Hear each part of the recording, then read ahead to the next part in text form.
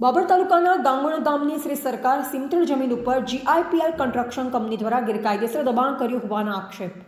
Plant ઉભો કરી દેવામાં આવતા ગાંગોણ ગ્રામ પંચાયતે 2 દિવસમાં જમીન ખાલી કરવા ફટકારી નોટિસ.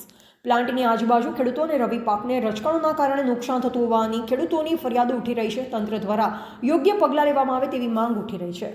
બાબરથી રાધનપુર નેશનલ હાઈવેની કામગીરી ચાલતી હોય જીઆઈપીએલ એજન્સીને ગાંગોણ ગામની સિમતળ જમીન ખાતા નંબર 270 રેવન્યુ સર્વે 132 વાળી જમીન હાલે રેકર્ડ પર શ્રી સરકાર પડતર ચાલે છે, જેના પર જીઆઈપીએલ કન્સ્ટ્રક્શન કંપનીએ કોઈપણ પ્રકારના એગ્રીમેન્ટ દસ્તાવેજો કર્યા વિના દબાણ કરી દેવામાં આવતા જૂથ ગ્રામ પંચાયતના સરપંચ બલાજી ઠાકોર તેમજ તલાટી કમ મંત્રી દ્વારા 2 દિવસમાં જમીન પરનું દબાણ હટાવી દેવા નોટિસ આપવામાં આવતા ચકચાર મચી જવા પામી છે.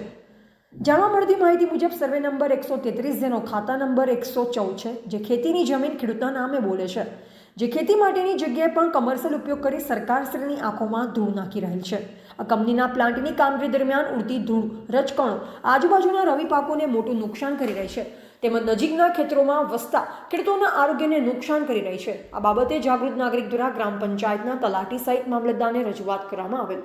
તલાટી તેમજ સરપંચ રૂબરૂ સ્થળ પર જઈ જગ્યા ખાલી કરવા માટે નોટિસ આપવામાં આવેલ, પરંતુ કંપની દ્વારા શ્રી સરકાર જમીન ખાલી ન કરતા સરપંચ બળવંતજી દ્વારા ભાભર મામલતદારને અરજી આપવામાં આવેલ, તેમ છતાં હજુ સુધી તંત્ર દ્વારા યોગ્ય પગલાં ન ભરાતા લોકોમાં આક્રોશ ફેલાયો છે. આજે અમે જે મામલતદાર સાહેબશ્રીને લિખિતમાં એક રજૂઆત કરી છે.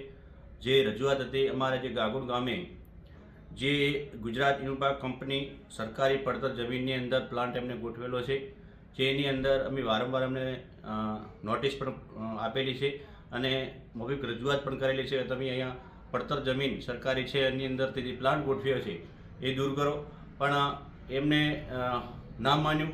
છતાં અમારા જે મામલતદાર સાહેબશ્રીને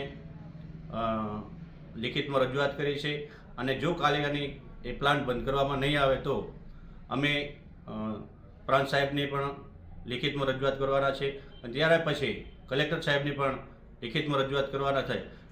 કેમ કે એ પડતર જમીન સરકારી પડતર જમીનમાં એમને પ્લાન્ટ ગોઠવ્યો છે, એટલા માટે પંચાયતનો હક પણ લાગે છે અને દાદાગીરી પણ કરે છે પ્લાન્ટવાળા. એટલે અમે વારંવાર એમને રજૂઆત કરવા છતાં ના માન્યું, એટલે આજે મામલતદાર સાહેબશ્રીને અમે લિખિતમાં કહીને આવ્યા છીએ અને એના પછી જો કાર્યવાહી ન થાય તો અમે પ્લાન્ટ પંચાયતના સભ્ય અને આખું જઈ અને પ્લાન્ટ બંધ કરાવીશું.